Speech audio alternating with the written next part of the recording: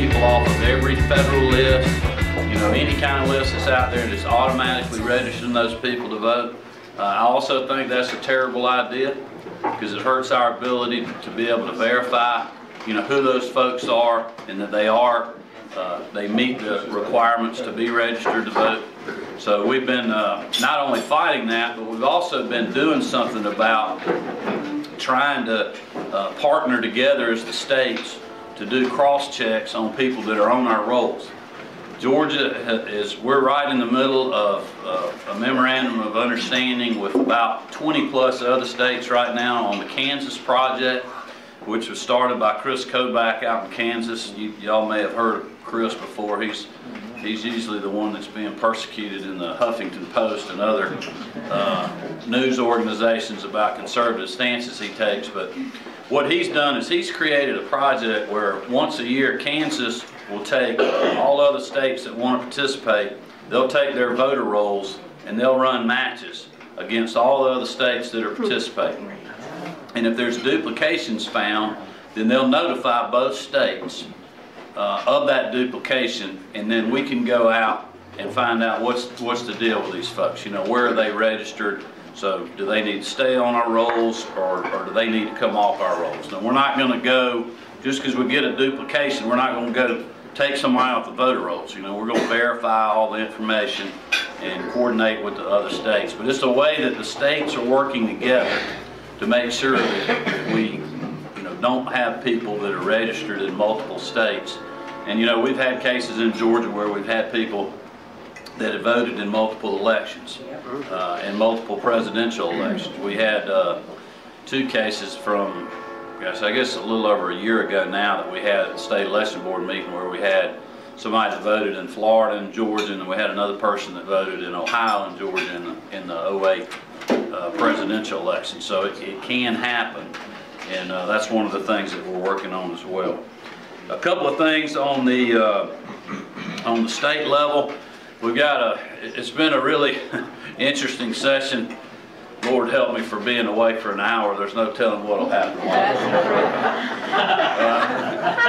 But we've, you know, I've talked to this group a lot about our budget situation in the Secretary of State's office, and I won't go into a lot of detail about that. I can answer any questions that you may have.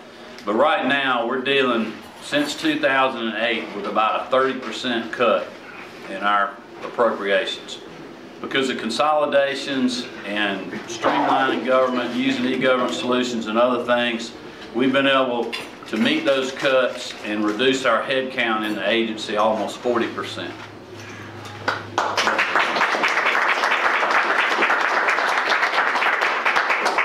And that's really good. But we're doing more work than we did in 08. We've got more people on our voter rolls. We've got more people registering corporations. We've got more people that are getting a professional license.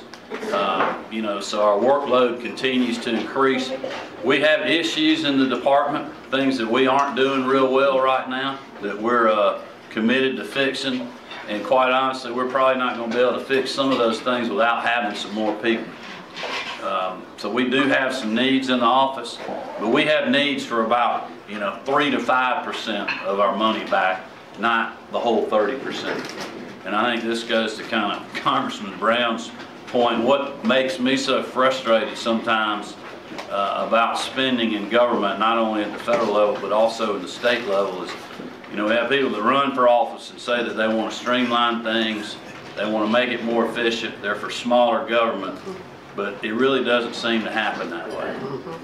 And when you have state agencies that have been able to cut over 20% of their budget and still operate, it just blows your mind, while the federal government can't even forget cut spending, just freeze spending. So that's something that we're committed to in the Secretary of State's office.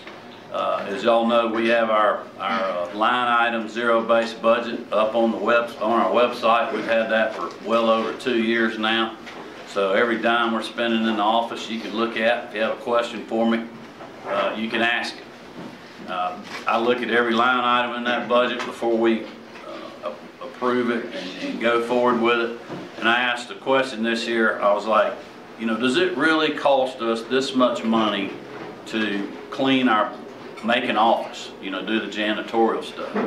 And I said, do we ever bid that out? And they're like, yes, you asked that question last year. We bid it out last year, and this is what it cost. So y'all know that we're asking those questions. I mean, that's what we ought to be doing in government when we're dealing with your tax dollars. And as far as the legislative front, two quick things I want to talk to you about real quick. And this is really kind of shows you our mindset versus what some others think. We're Representative Bruce Williamson from Walton County in Monroe, Georgia is carrying a bill for us right now that will consolidate two of our nursing licensing boards. One of the issues that we've had in our agency is we're trying to figure out how to speed up licensing, how to make us more efficient without asking for more money. And one of the ways that we're doing that is we're looking at underneath every rock and every corner. We're asking people that are in our agency or people that we deal with in our agency, like the licensing boards, to help us do that. And one of the things that we've worked on this year is consolidating two boards. And this is not a huge, huge leap, but it is a step in the right direction that will hopefully lead other boards to looking at this, or at least get other boards to looking to see how we can be more efficient, so we can provide better service with the same amount of resources we've got right now. But by consolidating two licensing boards, and both of the boards are in agreement, it's the RNs and the LPNs, both of the boards are in agreement.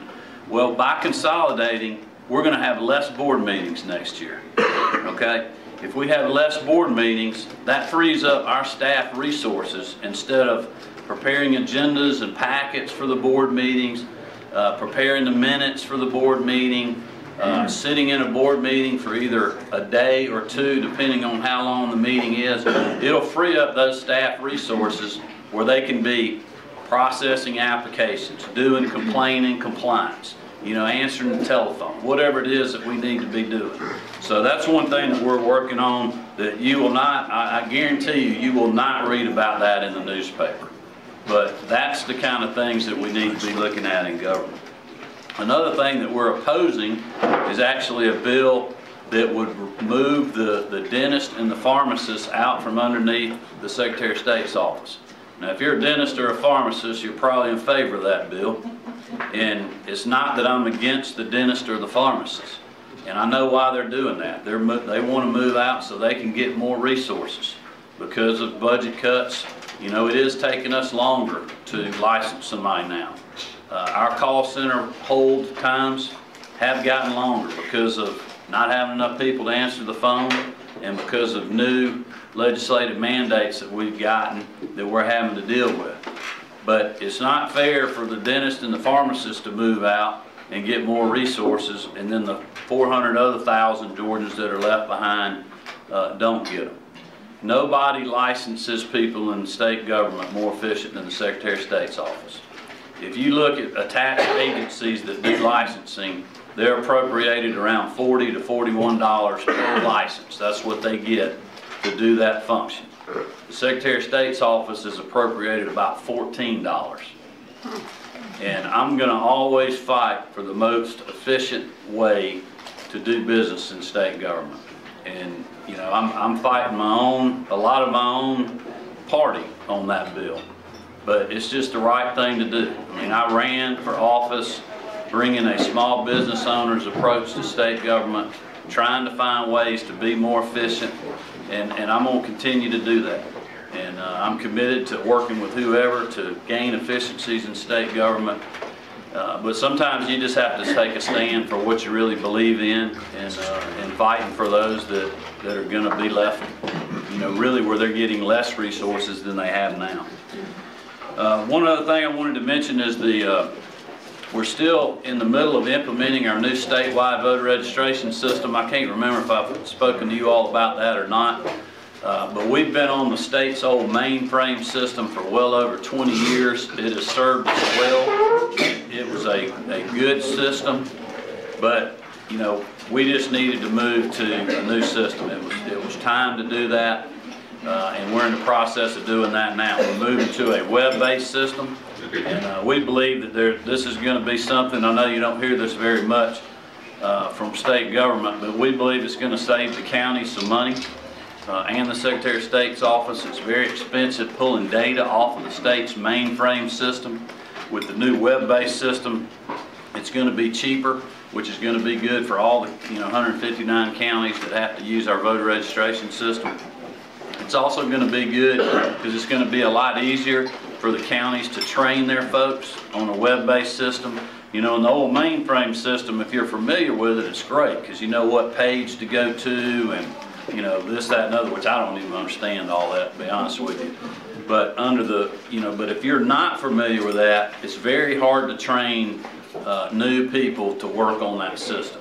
Well, under the web-based system, it's a lot easier because you got, it's just, you set your mouse on, register a voter, and you got a drop box that comes down, you click what makes sense. It's just going to be a lot easier to use. So we're really excited about that. We've been working hard on the implementation. We've got a lot of counties around the state that are piloting that for us. We've worked very closely with the counties to get their feedback, and we've kind of been easing in a few counties at the time so we get feedback to fix problems, and hopefully we're going to have all this implemented before the summer elections this year for the municipal elections, and then for the general election in the fall, and then by 2014 for that cycle, hopefully we'll be completely done with it, have all the kinks worked out, and be ready for the big statewide elections that are going to be going on.